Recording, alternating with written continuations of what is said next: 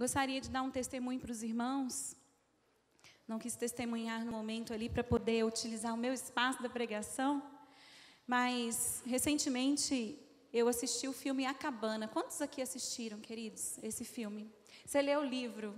Geralmente o livro é melhor do que o filme, mas o filme é tremendo. E, queridos, eu não sei vocês, mas eu chorava de soluçar, né? E eu saí do cinema, parecia que havia me batido. Eu acho que quem me encontrasse ali naquele momento... E eu não quero tirar o gostinho daqueles que não viram, mas eu quero convidar você a assistir esse filme. Assista o filme. A gente fica com um pouco de preconceito, né? Mas o filme é bom, vale a pena.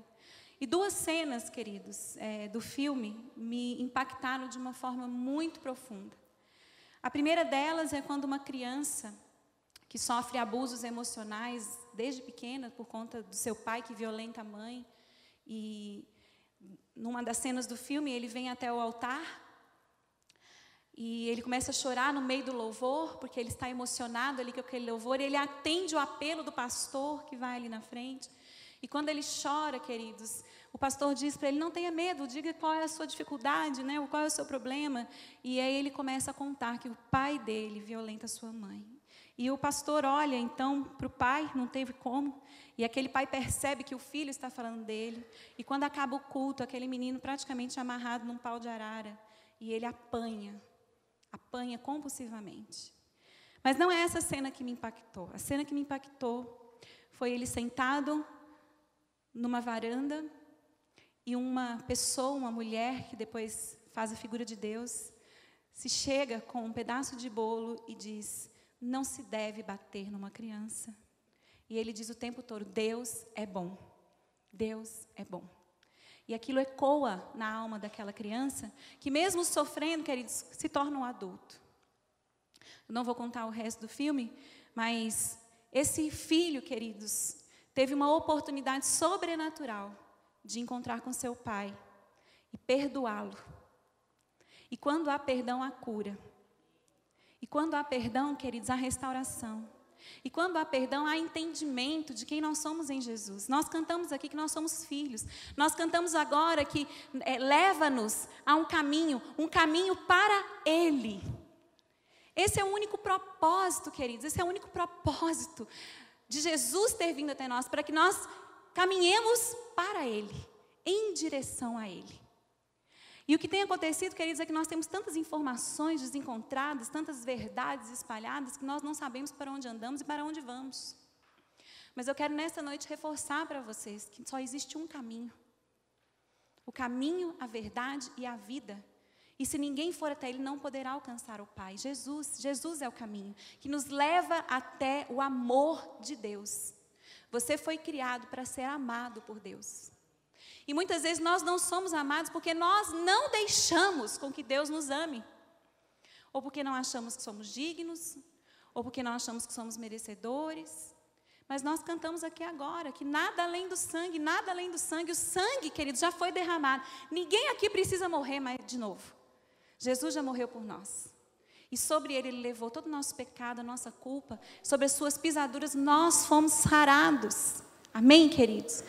Quando nós entendemos isso espiritualmente, tomamos posse dessa verdade, vivemos pela fé, nós entendemos que somos filhos e filhas, amigos e amigas de Jesus, e que podemos caminhar com Ele todos os dias. Amém? Abra sua Bíblia comigo em Atos, no capítulo 18. Nós vamos ter uma brevíssima reflexão. Não quero cansar os irmãos. Atos capítulo 18, a partir do verso 24. Amém? Eu tenho lido 2 livros da Bíblia concomitantemente. Olha, consegui falar sem engasgar essa palavra. Concomitantemente. Olha, estou chique, hein, Benjamin? Agora manda falar paralelepípedo. Vai. Amém. Eu tenho lido 1ª e 2ª Samuel e tenho me dedicado ao livro de Atos. O livro de Atos, ele é intitulado em Atos dos Apóstolos. Eu, se estivesse no concílio de Nicéia, teria dito Atos do Espírito. Porque os apóstolos são apenas instrumentos, canais pelo qual o Espírito Santo de Deus, ele é o grande maestro, né, Beth?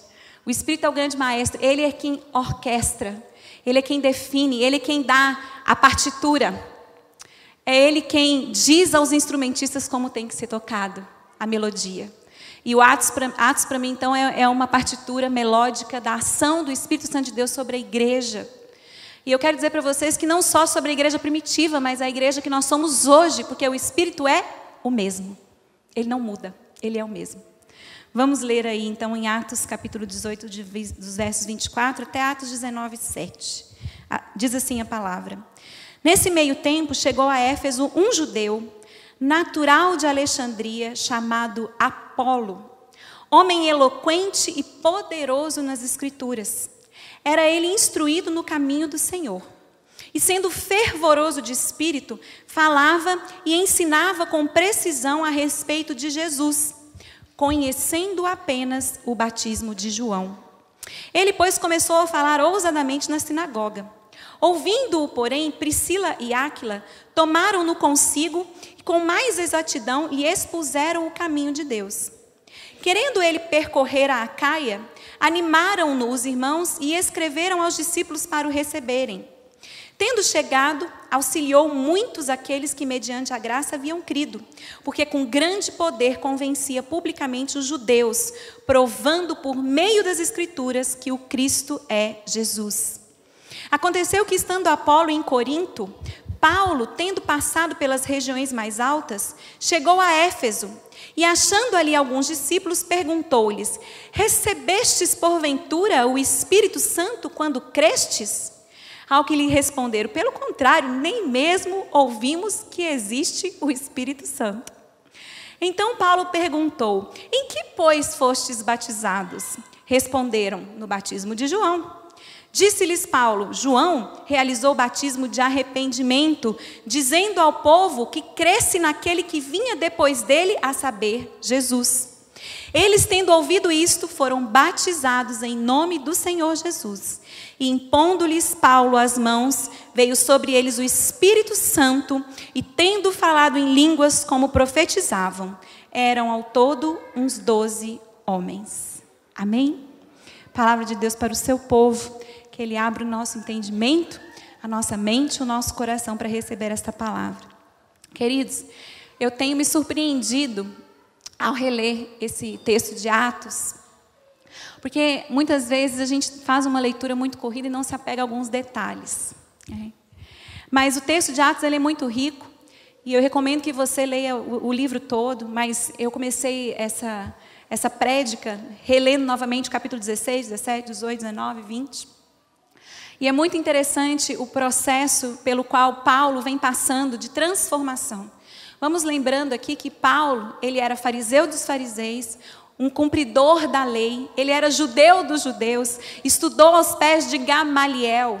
Gamaliel foi aquele homem que, quando houve um rebuliço na sinagoga a respeito dos aqueles que andavam pelo caminho, Gamaliel foi aquele que disse assim: olha, aquilo que é do Senhor permanece, aquilo que não é, não permanece. Então, se esse povo for de Deus, eles vão prosperar. Se não for, eles não vão prosperar de jeito nenhum. Sabedoria de um homem. E Paulo, queridos, estava ali instruído aos pés deste homem. Mas Paulo era um homem douto na lei, mas ele ainda não conhecia Jesus. Ele era perseguidor daqueles que se intitulavam do caminho. Paulo, então, literalmente, fica cego e ele tem uma experiência sobrenatural. Como eu já preguei aqui, quando Ananias vem, põe as mãos sobre ele, ele volta a ver e ele passa, então, a conhecer um Cristo, um Jesus, um poder que ele não conhecia. Ele passa alguns meses, queridos, ali, sendo discipulado, depois alguns anos, caminhando com Barnabé. E ele então, queridos, ele passa a vivenciar no dia a dia dele as experiências com o Espírito Santo. Paulo então passa a ser alguém que desenvolve uma intimidade para ouvir e discernir a voz do Espírito Santo. E por que eu estou dizendo isso, queridos? Porque o personagem central deste texto não é Paulo, apesar dele ser muito importante, mas é Apolo. E quem é esse Apolo? Apolo é um nome bonito, né? Eu gosto de Apolo. Ziza, põe aí o verso 24, por favor, e você abra sua Bíblia comigo. Temos aqui, queridos, um homem muito importante nesse texto, nesse contexto, e ele não pode ser desprezado. Quem era este Apolo? O texto está dizendo que no meio desse tempo, ou seja, no meio dos feitos do Espírito na igreja, no meio do soprar, do ruar, do vento sobre a igreja, chegou a Éfeso um judeu, natural de Alexandria. Eu fiz questão, queridos, de pesquisar um pouquinho, né? Porque eu gosto de mitologia grega, eu gosto de história. Não é à toa que eu também lecionei um tempo nessa área. A Flavinha, então, é PhD nessa área de história, né? Mas dentro da mitologia grega, queridos, Apolo é o deus do sol. Tá? E ele é filho de Zeus. E Zeus é o Senhor dos Senhores. Ele é o rei máximo do Olimpo. E Zeus, então, ele teve uma relação com Leto, que era a deusa do anoitecer. Zeus, então, tomou Leto. E desse relacionamento conjugal, né, de deuses e deusas, nasceu o que a gente chama de Apolo. E o Apolo, queridos, ele faz parte dos 12 deuses do Monte do Olimpo, do qual Zeus é o supremo. Mas ao redor do Olimpo você tem 12 deuses. E por que eu estou dizendo isso para vocês? Porque o mundo que Paulo vivia naquela época era tomado por essa cultura, uma cultura helenística, uma cultura, queridos, greco-romana, uma cultura grega que permeava o pensamento e o inconsciente daquelas pessoas. Então Apolo não chamava Apolo por acaso. Ele tinha esse nome, a sua mãe provavelmente colocou esse nome nele, porque sabia quem era Apolo do Olimpo e sabia que Apolo significava força. Porque esse é o significado da palavra Apolo no grego, força. Então, se você um dia tiver um filho e quiser colocar o nome de Apolo, saiba que o nome dele significa força. E nós temos aqui um homem que realmente é alguém que tem uma força. Mas o texto diz que ele não é só Apolo, ele é um judeu. E aqui, queridos, percebam que antes de falar que ele era cristão, fala-se que ele é judeu, portanto conhecedor da Torá, sabia de cor, Gênesis, Êxodo, Levítico, Número, Deuteronômio, os profetas maiores, os profetas menores, conhecia as profecias, conhecia Isaías, Daniel, Zacarias, Malaquias, Abacuque, Neemias, conhecia os profetas. Era alguém douto, era uma pessoa doutrinada desde bebê no judaísmo, onde a lei estava arraigada. Ele era força, um deus do Olimpo, ele era uma pessoa cheia de conhecimento. E tem mais um detalhe muito importante, porque ele era natural de Alexandria. E aqui, queridos, para quem gosta de história, é um prato cheio. Porque a Alexandria é onde ficava das maiores bibliotecas da antiguidade, centros de saber da antiguidade. Muitos filmes por aí, vocês já devem ter ouvido falar, né, da Biblioteca de Alexandria. E ali, queridos, era o centro da filosofia, do epicurismo, do estoicismo. Então nós não estamos, queridos, falando de qualquer pessoa. Nós estamos falando de uma pessoa que desde pequeno foi doutrinado para ter saber, para ter conhecimento, para ser uma pessoa ousada na palavra. Porque queridos, uma das artes dos alexandrinos, se assim eu posso dizer, era a arte da oratória. Naquela época, queridos, as pessoas tinham aula para aprender a falar. Os gregos eram muito bons nisso, eu acredito que continuam sendo, né? Porque faz parte da cultura deles. Então nós estamos falando aqui, segundo o texto, de um homem que tinha uma raiz grega, que tinha conhecimento, que tinha sobre ele o peso do seu nome, que era força. Ele era judeu, foi criado em Alexandria, ele era eloquente, mas tem um detalhe que eu não falei. O texto diz que ele é poderoso nas Escrituras. E quando todas as vezes que aparece, queridos, Escrituras no livro de Atos, Escrituras aqui, de fato, é a palavra de Deus.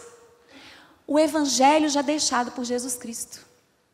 Então nós estamos falando de um judeu convertido.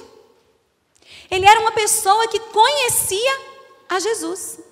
E o versículo 25 corrobora com o que eu estou falando para vocês. Passa aí para mim, Ziza. Porque olha o que diz. Ele era instruído no caminho do Senhor. Gente, eu queria ouvir esse cara pregar. Eu queria ouvir. Porque o texto diz que ele era fervoroso de espírito, que ele falava e ensinava com precisão tudo o que Jesus havia falado. Eu imagino que se ele decorou Gênesis, Êxodo, Levítico, Número, Deuteronômio, ele deve ter decorado as palavras dos evangelhos. Provavelmente o único evangelho que estava na mão dele nesse momento era o de Marcos, que foi o primeiro que foi escrito. Ou alguns poucos papiros, porque provavelmente não havia se corroborado ali, feito todo o livro. Mas aquilo que ele tinha nas suas mãos e aquilo que ele ouvia, ele guardava no seu coração e ele pregava aquilo com ousadia. Ele amava Jesus. Amém? Quem aqui ama Jesus? Eu amo Jesus. Eu amo Jesus. Ele amava Jesus. E quando, queridos, ele entra na sinagoga, porque ele era parecido com Paulo. Você sabe que Paulo, todas as vezes que ele chegava numa cidade, o primeiro lugar que ele ia, onde era? Nas sinagogas. E olha que o chamado dele era para os gentios. Mas ele fazia questão, porque ele conheceu profundamente aquele Jesus. Ele não podia deixar os seus pares sem receber. Mas a maior parte das vezes, quando ele entrava numa sinagoga, ou ele saía de lá preso, ou ele apanhava, ele era açoitado. Aliás, eu fico me perguntando, acho que Paulo gostava de apanhar. Porque ele sabia que ele ia entrar lá, os caras iam dar nele. E aí ele muitas vezes conseguia fugir, outras não. O texto seguinte, o capítulo 19, vai mostrar a prisão dele, a prisão de Paulo e Silas, e como eles cantam, as cadeias rompem, enfim, depois você pode ler. Mas, queridos, Apolo, então, era essa pessoa dessa ousadia. Ele entrava nas sinagogas, ele pregava a palavra, mas faltava alguma coisa para esse cara. Estava faltando alguma coisa para esse cara. E não é que num dia que ele estava pregando lá na sinagoga, estava com ele Priscila e Áquila. Quem é Priscila e Áquila, queridos? Você sabe? Abre aí comigo, Atos 18, versículo 2. Pode ler a partir do 1, 18, 1. Vamos ver quem é Priscila e quem é Áquila. Atos 18, 1 e 2, para mim, Ziza. Amém. Depois disso, deixando Paulo Atenas, partiu para Corinto. Lá encontrou certo judeu chamado Áquila, natural do Ponto, recentemente chegado da Itália, com Priscila, sua mulher, em vista de ter Cláudio decretado que todos os judeus se retirassem de Roma. Paulo aproximou-se dele. Passo 3 também aí para mim, Ziza. E posto que eram do mesmo ofício, passou a morar com eles e ali trabalhava, pois a profissão deles era fazer tendas. Priscila e Áquila eram fazedores de tendas. E Paulo aproveitou para trabalhar com eles um período. E aproveitou para discipulá-los e ganhá-los para Jesus. Paulo não estava em Éfeso, mas Priscila e Áquila estavam.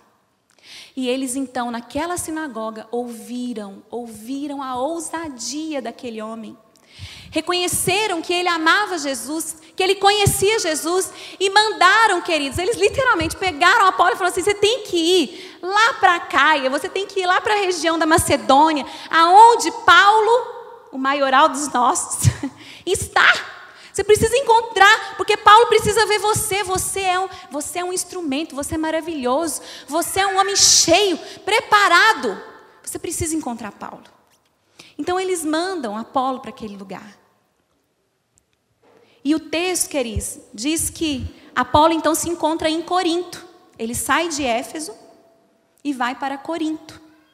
Só um detalhe que eu não falei para vocês, porque da importância da ousadia de Paulo. Quem não sabe, Éfeso fica na região da Ásia.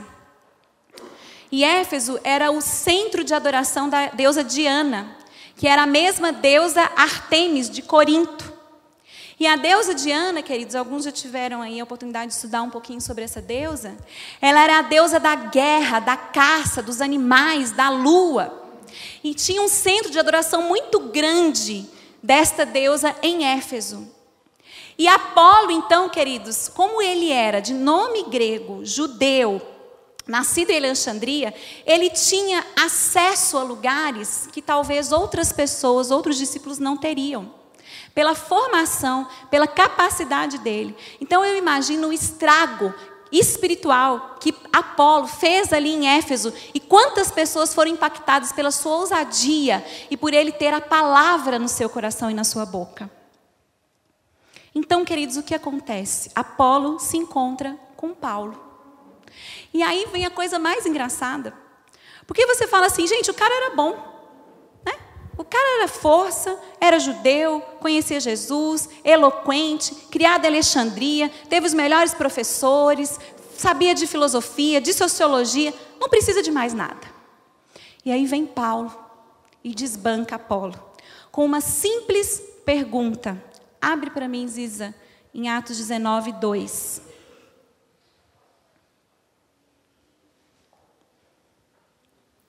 Atos 19, 2. Assim diz a palavra. Perguntou-lhes. Você não abriu ainda não, né, Ziza? Isso.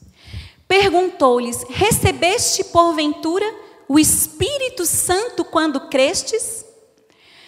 Ao que lhes responderam, pelo contrário, nem mesmo ouvimos que existe o Espírito Santo. Queridos, que coisa horrorosa, que coisa triste. Um homem tão capacitado, tão cheio de conhecimento, cheio inclusive da palavra, mas que não tinha o Espírito Santo de Deus. Não tinha ousadia, não tinha a força espiritual que só o Espírito Santo pode dar. E aqui, queridos, eu quero ser bem enfática e bem rasgada. Muitas vezes nós confiamos no nosso conhecimento, na nossa sabedoria, na nossa formação, no título que recebemos e nos esquecemos que quem convence do pecado, da justiça e do juízo, quem muda a alma, quem transforma o coração, é só o poder do Espírito Santo de Deus. Não há outro. Se você voltar a página atrás e ler Atos 17, 18, você vai ver que Paulo perde um tempo ali falando com filósofos epicureus e estoicos, e eles contendiam com Paulo, e muitos diziam, o que esse tagarela está falando? Parece pregador de outros deuses, pois pregava a Jesus e a ressurreição. E eu quero dizer que nós estamos vivendo num mundo onde se valoriza muito mais a sociologia, a filosofia, a antropologia e qualquer ia do que o poder de Jesus e da ressurreição. Apolo era um homem cheio de conhecimento e Deus possibilitou que ele fosse, mas lhe faltava a unção do Espírito Santo. E Paulo, queridos, apresenta então algo espiritual e tremendo que eu gostaria de compartilhar com os irmãos nessa noite. Que nós temos 3 batismos na Bíblia. Nós temos o batismo de João, que é o batismo de arrependimento. O batismo que precedeu Jesus. E João dizia, arrependei-vos porque está próximo o reino dos céus.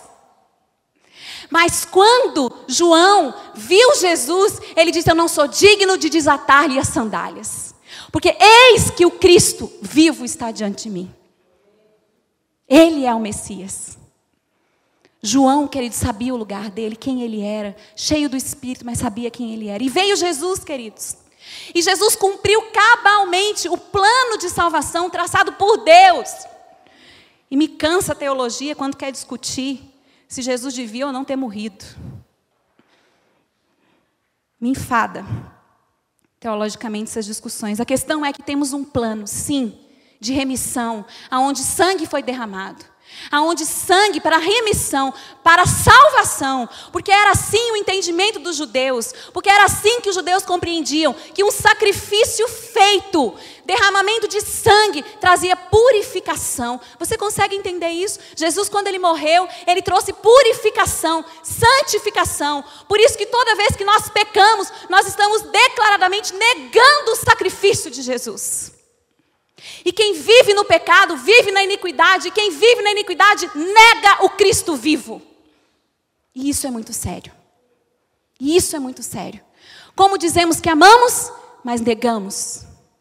Como dizemos que amamos, mas continuamos no pecado. Jesus veio, queridos, e Ele morreu por mim e por você, para que nós pudéssemos receber salvação, redenção, remissão.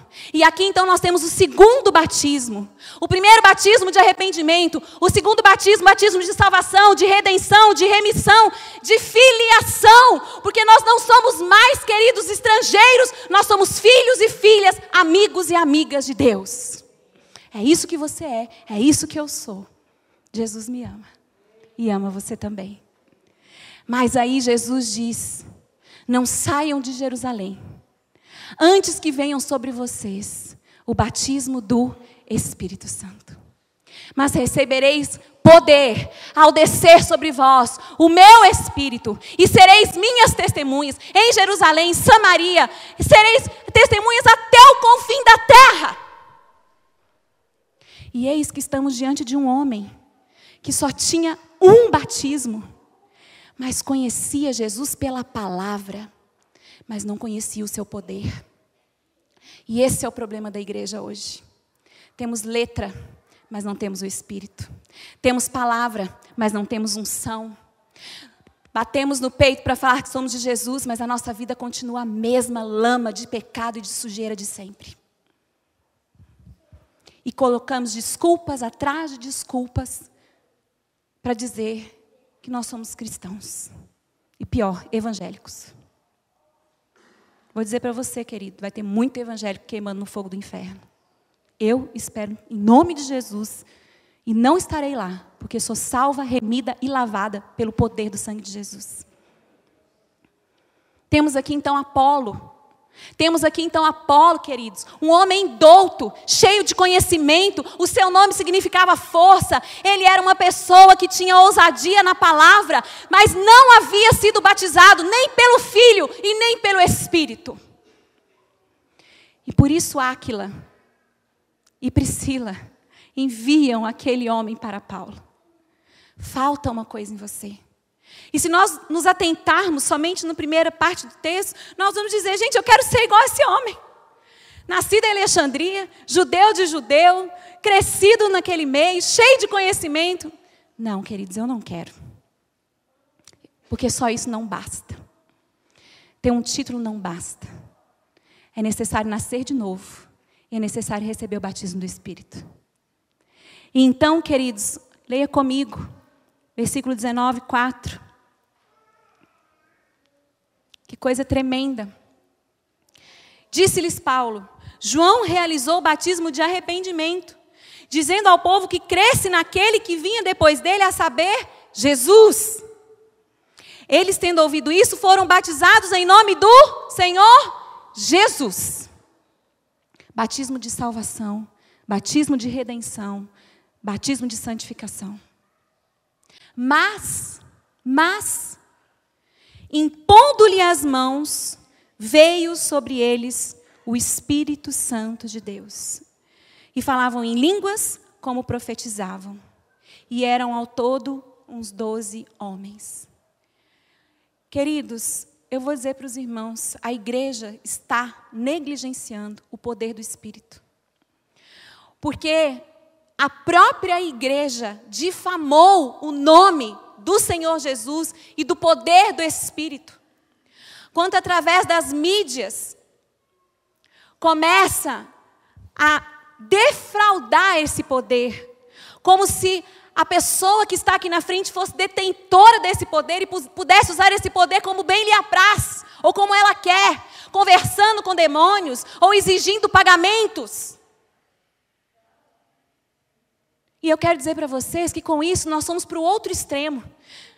Nós deixamos de crer no poder e passamos a descrer do poder. Então, se alguém fala em línguas, é alguma coisa estranha. Se alguém profetiza, a gente já começa a desconfiar. Mas o fato é, queridos, é que o livro de Atos é um livro de ações de poder do Espírito Santo. E se você não concorda comigo, abra sua palavra, querido, em nome de Jesus, em Atos 18, no versículo 9, onde nós vamos ver mais atos espirituais do Espírito Santo sobre a vida dos seus servos. Atos 18, 9, diz assim: Ziz, eu estou abusando de você hoje, né? Desculpa, querida. Eu avisei só um texto, né? Não avisei esse monte, né? Mas tudo bem. Atos 18, 9 diz assim: teve Paulo, durante a noite, uma visão, em que o Senhor lhe disse, não temas, pelo contrário, fala e não te cales. Hoje, se alguém tem visão na igreja, a pessoa fica duvidando. Duvida. Não pode. Abra comigo em Atos 16, 9. Para vocês verem que certas coisas são comuns ao Espírito Santo de Deus. Nós é que negligenciamos. Atos 16, 9. Diz assim: à noite, sobreveio a Paulo uma visão, na qual um varão macedônio estava em pé e lhe rogava, dizendo, passa a Macedônia e ajuda-nos. Versículo 10. Pode passar, Ziza, versículo 10. Assim que teve a visão, imediatamente procuramos partir para aquele destino, concluindo que Deus nos havia chamado para lhes anunciar o Evangelho. Nós estamos falando de Paulo, fariseu dos fariseus, ensinado aos pés de Gamaliel, um homem que tinha visões, um homem que profetizava, um homem que falava em línguas. Como eu sei disso? Quando ele diz em Coríntios, queridos, quisera eu que muitos de vocês mais profetizassem do que falassem em língua, porque eu falo em línguas, mas eu espero que vocês profetizem mais do que falem em línguas. Mas eu não sei em que momento da história nós valorizamos também mais o dom de línguas do que o da profecia.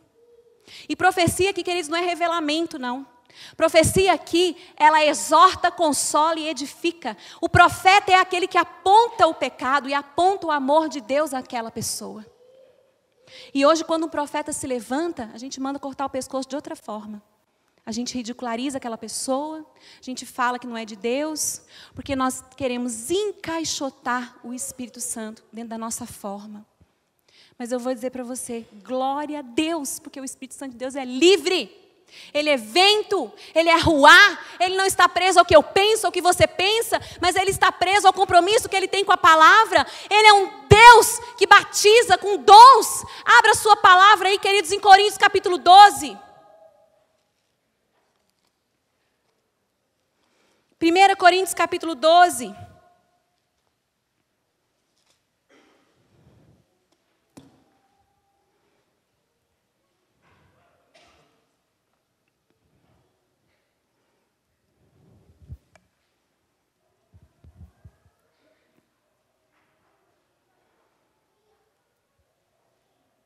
Amém?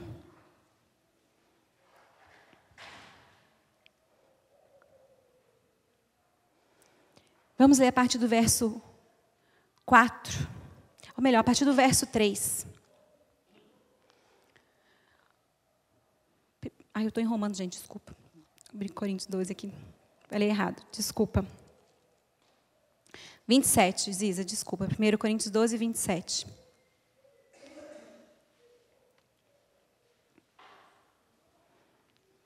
Assim diz a palavra de Deus. A partir do 27. Ora, vós sois corpo de Cristo, individualmente membros desse corpo. A uns estabeleceu Deus na igreja apóstolos, em segundo profetas, em terceiro mestres, operadores de milagres, dons de curar, socorros, governos, variedades de língua. Porventura são todos apóstolos, ou todos profetas, ou todos mestres, ou operadores de milagres, ou todos têm dons de curar, ou todos falam em línguas, interpretam a todos. Entretanto, procurai com zelo os melhores dons.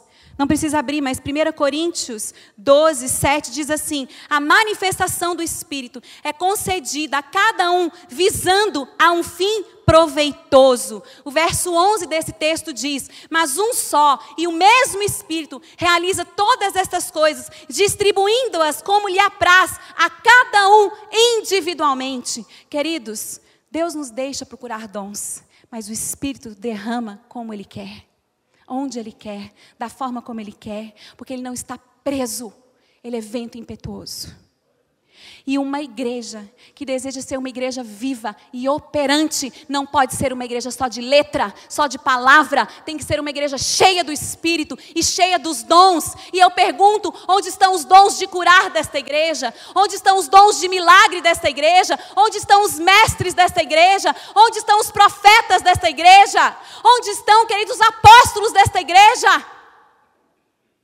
Ou nós nos entendemos como filhas e filhas que recebem o Espírito Santo de Deus, ou nós vamos ter uma fé inoperante. E a palavra de Deus diz que sem fé é impossível agradar a Deus. Você entende isso? Impossível. Pessoas que não exercem os seus dons pela fé não agradam a Deus. Não sou eu que estou dizendo, é a palavra. E eu vou dizer para os irmãos queridos, chega de tomar leitinho. Essa igreja precisa amadurecer. Essa igreja tem pessoas cheias de conhecimento de quem Deus é. Mas eu vou dizer profeticamente, está vazia do Espírito. Precisamos ser cheios. E eu falo isso com a autoridade pastoral e espiritual desta igreja que o Senhor concedeu sobre mim, pela misericórdia e graça dEle. Não porque eu mereço, mas pelo seu amor. E porque tenho ouvido a sua voz. Porque Ele tem se revelado, porque eu tenho buscado. Porque eu creio num Deus de poder.